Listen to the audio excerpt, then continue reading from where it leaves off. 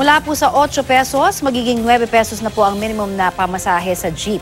Sa Metro Manila, Central Luzon at Calabarzon, matapos po yan aprubahan ang pisong taas pasahe ng LTFRB. Kung mailalabas na raw ng LTFRB ang utos ngayong araw, posibleng ipatupad agad ito simula bukas. At may ulat on the spot si Maki Pulido. Maki? Connie, yung 1 peso na provisional increase ay para lamang sa first 4 kilometers. Walang dagdag yan sa mga succeeding kilometers. Ayon kay LTFRB Chair Martin Delgra, pinayagan nila yung 1 peso provisional increase habang dinidinig ng LTFRB yung petisyon ng mga jeepney operator. Hindi naman daw may pagkakailang tumaas na talaga yung presyo ng gasolina. Sa Agosto, itutuloy yung pagdinig sa petisyon ng mga jeepney operator pero yung didinggin na ay yung amended petition.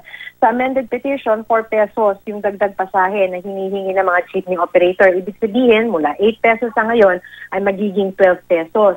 Tumaas ito mula sa una nilang hinihinging 2 pesos. Yung binigay na dahilan ng mga jeepney operator ayon kay Delgra sa 4 pesos petition, maliban sa mataas na presyo ng gasolina, ay yung pagpalit sa mga modernong jeepney units. Pero alam mo ko, kakakausap ko lamang dito kay Efren De Luna ng Transport Group na ACTO at ang sinasabi niya, hindi na raw nila itutuloy yung petisyong 4 pesos na dagdag pasahe. Bali, i-withdraw na raw nila ito at ibabalik na nila sa original petition na 2 pesos.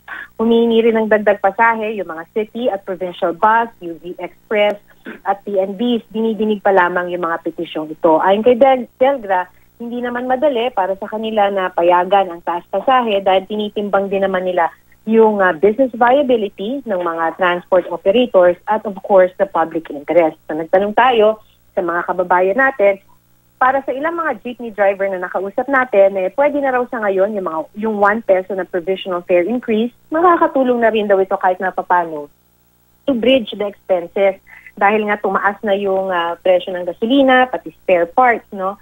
At dahil sa sobrang traffic, talaga namang kumonti na yung number ng biyahe nila.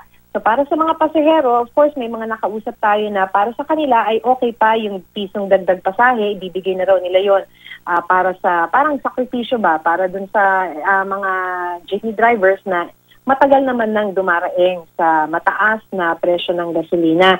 Pero of course, may mga nakausap din tayo na sinasabi na ang piso ay piso pa rin, malaking bagay pa rin para sa kanila. Lalo na kung ikaw ay minsan, katulad ng isang nakausap namin, ay hindi pa umaabot sa minimum wage yung kanyang kinikita. Connie? Yes, etong sinasabi na piso nga na ito, no?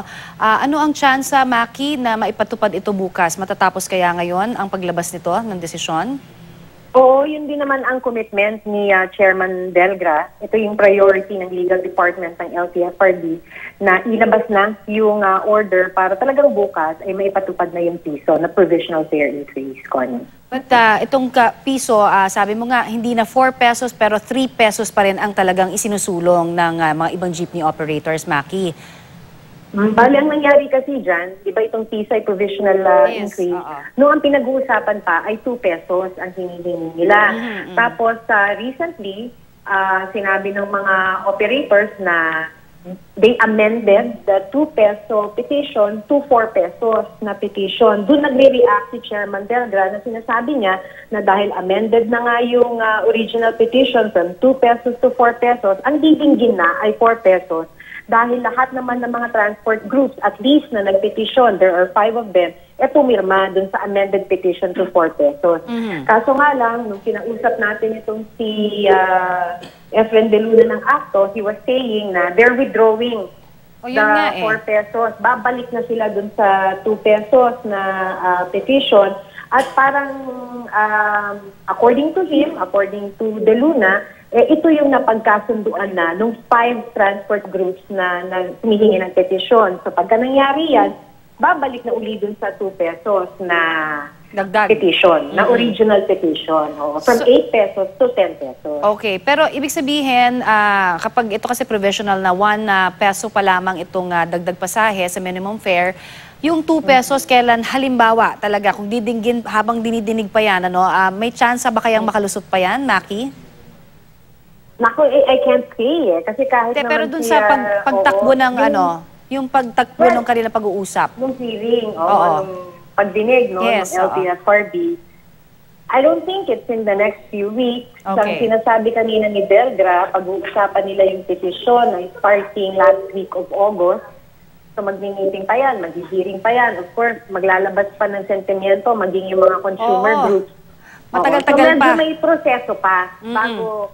Kaya nga siguro pinagbigyan na itong piso habang Correct. binidinig. Kasi talaga namang, I think, nung final nila yung petition, nasa 30 plus pesos pa lang yung diesel. Ngayon, nasa 40 plus na. So, I think kaya pinayagan na rin itong piso na provisional increase. Oo nga naman. Wala nang nauuwing kita talaga yung mga driver, sabi nga. Alright, maraming salamat sa iyong update sa amin.